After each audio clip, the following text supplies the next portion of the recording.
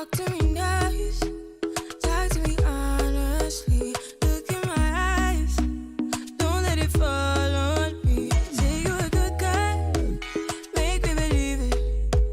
Don't wanna hear it, I wanna see it. See how rewind, when we rewind, feels so nice. We time, you, I know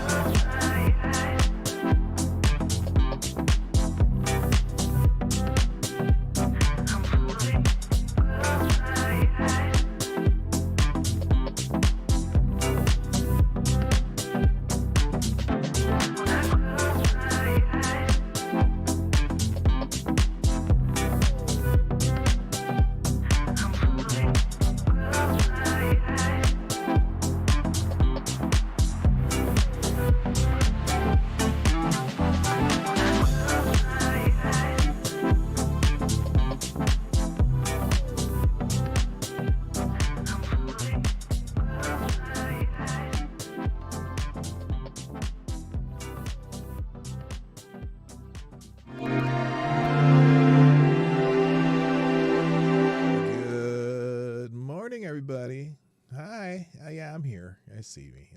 There I am. Hello. Normally this would be Woke Wednesday, but I want to talk about the insurrection. Yes, we're going to talk about the insurrection today. And I did reset the superstar donor of the day. Good morning. It's Wednesday. Hump day normally, and I got my cup of coffee in the Papa Bear cup again because it holds more coffee than most of my other cups, and I needed a little extra boost today. Anyway, I hope everyone is going to have a good Wednesday. I am ready. Are you ready? I'm ready. Let's just play the intro and get that over with, and then we'll get into the news because I got a ton of stuff to talk about today. So here we go. Play the intro, Johnny. Ladies and gentlemen, coming to you live from the Lucky Dog studio in a hidden location somewhere in the upper Midwest of the United States of America, it's a brother making his own way but with all the wrong opinions. Welcome to the Morning Night Live with your host, yours truly, P. Dawg Knight. Hey, stop that music. Good morning, everybody. Welcome to the Morning Night Live. I'm your host, Marty, also known as P. Dawg Knight on the internet. Call me what you want. I'll answer to both. And welcome back to the P. Dawg Knight Channel. It is Wednesday, the 16th of June, 2021, and I am ecstatic that you are here today with me. Got a fresh t-shirt. You know what? I was thinking this morning, I was trying to figure out, as I was getting dressed, who was it that the first person to think, hey, maybe we should put a pocket on that t-shirt? Because I'm wearing a pocket tee, and I was wondering, like, why do I need a pocket on my t-shirt? I don't know. And just one of those things that make you go, I have no idea. Anyway, I am so happy that you all are here. Let's say good morning to the crew, and then we're going to get it started because I want to get a lot done today, and I actually didn't even open all the tabs I wanted to open. Just a reminder, though, at the end of the show, I will put every news story, every link, every video into a single link in the description down below, right below the initial description. So if you want to catch up on any of the articles or finish some of the articles that I don't read the whole thing, you can find them all there. Let's say good morning to the people in the chat, though. Good morning, Jonathan Peterson, who's here first and gets the bell. And thank you for being here, of course. Also, good morning to Johnny Hellcat, the original viewer of the Morning Night Live, swinging by to say hi before work. Have a good stream. Well, thank you, sir. I appreciate that. Very much appreciate it. Also, a long-time viewer, Chadwick Dupree, a.k.a. Damn It Chadwick, is in the house. How you doing, my friend? Good morning, Lord Stanhope, Avocados Diablo, the Devil's Advocate, Hig 1966, down in home base in Florida with Cindy down there. Good morning also to Mr. Yes. Mr. Yes, there's a Mr. No that comes around once in a while too. But anyway, good morning, Wikipedia snippet. Keenan, what's up? Furry Kitten, hello. Nicholas Daly, name we just started recently seeing more often. Also, good morning to Jesse Leon, Gunfox61, the ever-present administrator of the P. Dawg Knight Discord server, and we appreciate you, sir, always. Good morning, Patrice Ripley, the official K-pop aficionado of the Morning Night Live. If you have a K-pop question, ask Patrice in the chat. She will be able to help you out there. Also, good morning, Ost Sand. What's up? BTS. BTS Butter, #1, third week in a row. See, I told you. It's right there in the chat. She's got an update on BTS, K-pop phenoms. Good morning also. I said Sand already. In erection. Oh no. that's not good. Well, it depends on when the timing on that is.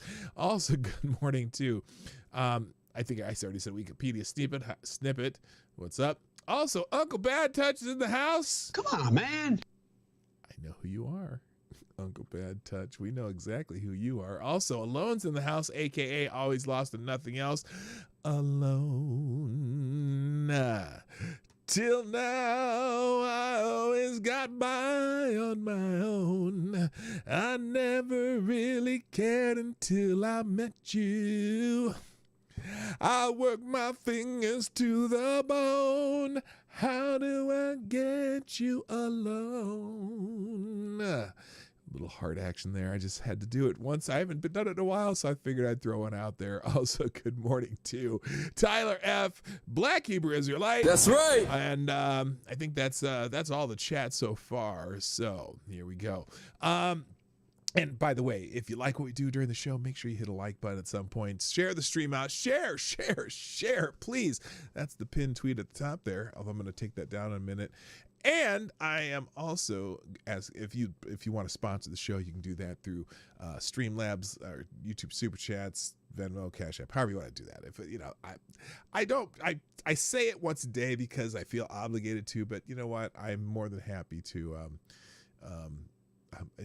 The show's free. It just helps to throw a couple bucks in the tip jar once in a while, but that's up to you. Please enjoy the show. All right, let's get into it because the theme of the day is insurrection. Because that's the plan right now. The plan right now, it seems in what do you call it? In the world of Washington, D.C., and Democrats and the FBI and all these people, they want to make a big deal about this insurrection that, why is that one? That's so weird. I think I have it on the wrong one. Let me try this again. There's a better one. Let me try this one. Insurrection. Yeah, there you go. I think I like that one better. They really are pushing this, and they are trying to, basically, it seems like they're trying so hard to push this idea that it should be illegal to be a Trump voter. and not just a Trump voter, but anything doing with Trump. And it's not even subtle. They really want to tie this so-called insurrection to Donald Trump. And what they're trying to do is maybe make it make it illegal to be, what am I trying to say? Kind of make it illegal to be just on the right. They're trying to, push this narrative that anyone who's not a Democrat is against democracy. And we're not even a democracy. And I don't want to be a democracy. I want to be a democratic republic. A republic where you can't. A democracy is mob rule. A democracy is two wolves and a sheep deciding what's for dinner. I don't want that. I want some checks and balances on our system of government. And if it means that you have to have a little bit more than a majority to push things through, I'm fine with that. You shouldn't be able to just decide, well, if 51% of the people decide that they're going to put the government in charge of what the other people make and what they can spend and where their money goes by the gun, well, then they can just go out and vote to rob the rich. They can vote to be Robin Hood, and then the whole country goes to hell. And we don't want that kind of change anyway. So, but they're so caught up in this, using this insurrection as a hammer to beat up any of us who do not agree with their stupid policies. So anyway, so that's what a lot of the stories about today. Real quick, thank you GunFox61 for sponsoring the show. And GunFox61, you are the new Streamlabs Superstar sponsor of the day. with a just shy of $5 before 99, who says, U.S. Army birthday, June 14th. Congress made the U.S. Army on June 14th, 1775, one full year before the war. Also, today in history, the first roller coaster opened in New York City. Oh my gosh, New York City. Get a rope. Anyway, that's fantastic. I did not know that the first roller coaster was June 14th, but I did know the birth of the U.S. Army. That's fantastic. GunFox, they hate white men too. They kind of do. It's weird because so many of them are white men. But they're going to figure out that the white liberals are going to get the rope too. Anyway, okay, let's. I got a couple more people to say hi to that showed up. MC's in the house. Stop. Hammer time. Also, good morning, H.P. Lovecraft. Trump is still their president because it is still January 6th in their minds. Isn't it, though? They are so hung up on this January 6th thing, as if that's the only time that people protesting took over buildings in Washington, D.C. It's funny. First of all, I was looking through Twitter, of course, because I spent a lot of time on Twitter getting a lot of my extra stuff. And, especially when it comes to breaking news. And there was a article. Where is this? Hang on, let me find this real quick. So this, there's this, is anyone familiar with this? The Capitol bombing of 1971. What was the other Weather Underground and what did they want? So in the early 1970s, Weather Underground carried out a series of bombings against targets, including the U.S. Capitol and the Pentagon. The group's aim was to form a classless communist world, never came to fruition, but often the violent tactics of the Weather Underground took the beliefs of the anti-establishment movements of the 60s and 70s to their extremes. So they were out there bombing places. I mean, you talk about an armed insurrection. Well, that was really it. Now here, let's and the reason I'm bringing this up because during a Senate confirmation, Merrick Garland directly compared the Oklahoma City bombing, which killed 168 people, and he compared that to the Capitol riot of January 6th. As he discussed the Biden administration's new national strategy for countering domestic terrorism. And they're just making the big hoop-de-doo about so-called domestic terrorism. And especially, and they're so focused on white supremacists. It's like, God, dog. It's the drumbeat. It's constant drumbeat. And there are people out there that actually believe that this is our biggest problem. I'm really more worried about the economy, but these guys can't stop. They can't help themselves. Let me get back to caught up here on this thing. Anyway, only January 6th never happened. Forget all those people banging on the Supreme Court doors during the Kavanaugh hearing. Yeah, I mean, and they were fighting with the police, and all the people who've been fighting with police in riots and demonstrations all over the country. Even. Well, think about when they were over at the White House in June last year, I think it was, when they were trying to burn down the church, and they tried to break into the White House, and the park police had to move everybody back, even though they're still saying that it was.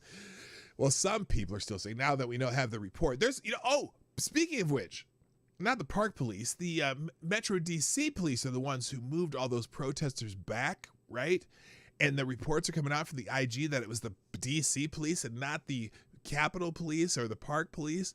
And so there are people mad. There are people really mad about the fact that the Inspector General put that report out because they wanted to blame it on Trump. They're saying, oh, yeah, sure, the Inspector General is just trying to cover for President Trump, right? Why would the current Inspector Generals give a whoop about trying to protect Trump of all people? You got to be kidding me. So anyway, good morning, Thomas Cleaver. I see you there. How you doing, my friend? Anyway, so it's kind of crazy what they're doing. So let's get into this though, because I got quite a few articles regarding this, and the first one today is from the American Thinker. And hang on a second, let me make sure it fits on the screen here, because theirs is offset differently than everybody else. All right, so reminder: few people jumped the White House fence wanting to beat up Trump, 2 of which entered the White House. Yeah, the idea that the January 6th thing was a stupid thing. Oh, by the way, and if you happen to catch this segment by Tucker Carlson, which I'll have it linked to it. I'm not going to play the whole thing, but regarding now that they're finding out that there might have been some FBI agents involved in some of the shenanigans going on January 6th, kind of like it happened with Gretchen Whitmer. Remember the plot to kidnap Gretchen Whitmer, and they had a bunch of FBI agents involved. it's almost like a setup. But anyway, here's from the American Thinker. Democrats are waging war on conservatives, and January 6th is their chief, as in like chief. Oh, was that racist? I don't know. Anyway, I'm a chief. Oh, I'm not a chief yet, but my father was a chief, and that's a whole different kind of chief in Nigeria. Anyway, all right, so Democrats waging war on conservative, and January 6th is their chief weapon. There is something you need to know because it is of overwhelming importance to America's survival as a constitutional democratic republic. The Biden administration is moving inexorably to making it a crime to oppose Biden and the Democratic Party policies. Attorney General Merrick Garland is organizing a massive task force to hunt those illusory white supremacists. You're fucking a white male! Who just happen to be Trump supporters. Moreover, send Jaded Emerald right over. Hello, Jaded Emerald. How you doing? Moreover, the federal charging documents against many of those being held for trespassing in Congress reveal that some of the people most active in planning January 6th and encouraging others to act were FBI agents or informants. In other words, it was a setup. I'm not even sure if I'm allowed to talk about this on YouTube. But because, could this be considered misinformation? I just don't know. I guess we'll find out after YouTube if YouTube eats me or eats this video or not. Anyway, on Tuesday, Attorney General Merrick Garland announced that Deputy Attorney General Lisa Monaco, who worked in the Obama administration, will lead a, quote, whole of government, end quote, effort to root out, quote, domestic terrorists. These domestic terrorists, you will not be surprised to learn, are the same so-called white supremacists who engaged in what Democrats repeatedly call the worst insurrection since the Civil War on January 6th. What that hyperbolic to the point of dishonest phrase described is trespassing in Congress, something that has always been a preserve of the left, because they do it all the time. Hello, Green Badger Outdoors. How you doing, my friend? Nice to see you back. Of course, this time it had a twist because no Capitol Police officer ever killed an unarmed leftist in cold blood. Sundance at the Conservative Treehouse spells out what this means. The purpose of this announcement should be crystal clear to everyone. We discussed and outlined the background previously. In the background of these maneuvers, big tech and corporate media have been instructed to push the, quote, domestic extremist, end quote, narrative, and any truth tellers are considered subversive, i.e., against the interests of the U.S. government. That weird symbiotic relationship between big tech and the current administration is really, really frightening because they can they can tell you what you can say to other people because they're private companies and they can do whatever they want on their platforms. It's funny they seem to just do the government's bidding. Isn't that weird? Isn't it weird how that works? Anyway, the January 6th D.C. protest is being used as evidence for that narrative. Deplatforming, censorship, and ultimately control of voices who would warn of the larger issues continues daily. Let me be clear. Stop and hear the drums. Something's about to happen. Approximately 100 million American voters are considered dissidents now. So here's Eric. How long is this? No, I'm not going to watch this. It's 27 minutes long. Anyway, Garland had this presser or this big announcement, right? The big announcement on Tuesday. And then the article from the Revolver, and this is the one that Tucker Carlson was talking about. If you haven't seen that video, I'll have it linked in the tab of links or link of tabs, link of whatever. Anyway, the link of links of all the stuff we're talking about today. Anyway, on Tuesday, the Revolver published the results of its review of the charging documents the FBI wrote to justify the hundreds of arrests carried out following January 6th. As you think about these charges, keep in mind again that the only serious physical injury occurred when a Capitol police officer shot Ashley Babbitt in cold blood. That we know that the police invited people into the Capitol, and that the Biden administration has refused to prosecute Antifa and BLM activists who grievously destroyed federal property, and what have they meant previously? Anyway, and waged violent war against federal law enforcement, because they've been doing all that. They've killed officers around the country, but no, we're not having any federal charges against these people. Anyway, here's some of the things that they're saying. In the year leading up to January 6th and during January 6th itself, to what extent were the three primary militia groups, the Oath Keepers, the Proud Boys, and the Three Percenters, that the FBI, DOJ, Pentagon, and Network News have labeled most responsible for planning and executing a Capitol attack on January 6th, infiltrated by agencies of the federal government or informants of said agencies? So what they just said, if I kind of botched up the sentence, how many informants and federal officials were infiltrating those particular groups? Also, exactly how many federal undercover agents or confidential informants were present at the Capitol or in the Capitol during the infamous siege, and what roles did they play? Merely passive informants or active instigators? Well, we know that one BLM dude was an active instigator. He's telling people to go burn shit down and fuck shit up, and they're looking at him like, no, we're just in the Capitol building. We're not doing that shit. Anyway, finally, of all the unindicted co-conspirators referenced in the charging documents of those indicted for crimes on January 6th, how many worked as a confidential informant or as an undercover operative for the federal government, FBI, Army counterintelligence, etc.? Hello, Kay Schull. What's up? From now on, all discussion of January 6th must give way to a laser-like focus on the questions above, with a unwavering persistence at obtaining the answers. If the narrative about January 6th does not conform to the questions above, the American people will never learn the most important truth about what January 6th is and what kind of country they're really living in. If it turns out the federal government did in fact have undercover agents or confidential informants embedded within the so-called militia groups indicted for conspiracy to obstruct the Senate certification on January 6th, the implications would be nothing short of seismic, especially if such agents or informants enjoyed extremely senior level positions within such groups. So what they're talking about, they think they have, within these charging documents, all these people who are unindicted co-conspirators, there's some evidence that they are, let's just say, government officials and or possibly FBI agents.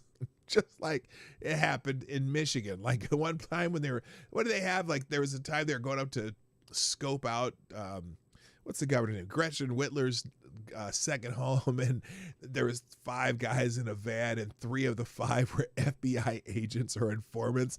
And the one guy, I mean, really didn't want anything to do with it. He was like, no, we're not doing this. Anyway, good morning, Donatello, Slap-a-Fellow, and Chicago Mike. Nice to see you. So anyway, and then Tucker. Okay, so I have, how is this the whole thing? I don't want to do the whole thing. I had intended to write more about the 2 explosive stories, but discovered that Tucker Carlson got there before me and did it better than I could have. So if you want to watch, let's see, is this the whole thing? Let me check here. I already have this one on the... Yeah, that's the one I already have that one. But anyway, here there's links at conservative here. In fact, well, I'll just put these links out here. Conservative Treehouse and the Revolver article. I'll have those in the tabs. We're not going to go through those exclusively, but they are. Here's the one from the Last Refuge. AG Merrick Garland announced DAG Lisa Monaco will lead DOJ efforts to frame political opposition as domestic terrorists. Let's skip these 2 articles, though, even though, and the other one from, this is the one from Revolver, I think. Unindicted co-conspirators in 1/6 cases raised disturbing questions of federal foreknowledge, as in they knew what was coming. In fact, we're still confused why some of those police, Capitol Police, let people in the building, but we'll get there. Good morning, Selected Boy. Yeah, boy. All right. Here's an interesting one too. So this is back from January 14th, where Cheryl Atkinson found the charges against John Sullivan. Now, John Sullivan was he's the young black man who was videotaping a lot of what was happening. He was also the one who was telling people to burn shit down when they were inside, excuse me, when they were inside the Capitol building. So if you want to look at just some of the charges, Sullivan, date of birth 7/18/1994. He's like the same age as my daughter. Is a resident of Utah based on publicly available information. Information provided by Sullivan in an interview on January 7, 2021. Described further below, Sullivan is a leader of an organization called Insurgents USA, through which he organizes protests. On July 13, 2020, Sullivan was charged with rioting and criminal mischief by the local law enforcement authorities in Provo, Utah, based on his activities around June 30th. Okay, this is not the one from DC. Oh yeah, here it is. So this is when he was at the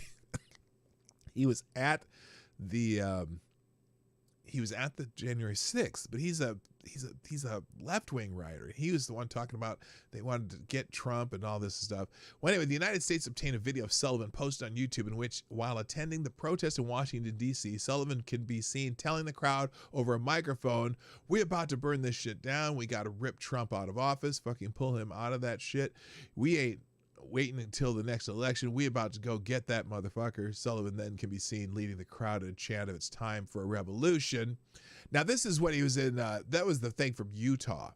But then later in these charging documents, I'll just put a link there to them. I'm not going to go through them. But this is for the January 6th riot, where, let's see. Just force it through. Okay, I can't. Well, anyway, you can look at that, but there's the charging documents for John Sullivan. Let's keep going, though. Now, here's how the Biden administration is using this. The Biden administration asks Americans to report, quote, potentially, end quote, radicalized friends and family. What do you think that means? Report potentially radicalized friends and family. This is like, if this doesn't sound like a communist government or the guy with the funny mustache, turn in your neighbors and friends who might be subversive. This is scary. President Joe Biden's administration has announced their plans to create ways for Americans to report radicalized friends and family to the government in an effort to fight domestic terrorism.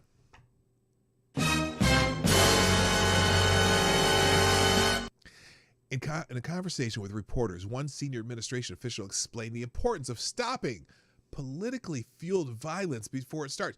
So what they're doing is they're equating being against this administration or being on the right in general with political violence. Now, where has a vast majority of the political violence come from in the last 50 years? Certainly hasn't come from the right. Hasn't even remotely come from the right. So, hang on a second. Let me pause real quick. I'll be right back. Hang on a second. Oh, that's right. Okay, we're gonna get out of here. Yeah, I have to be there at 10 till. Okay. I can get checked in. All right. Okay.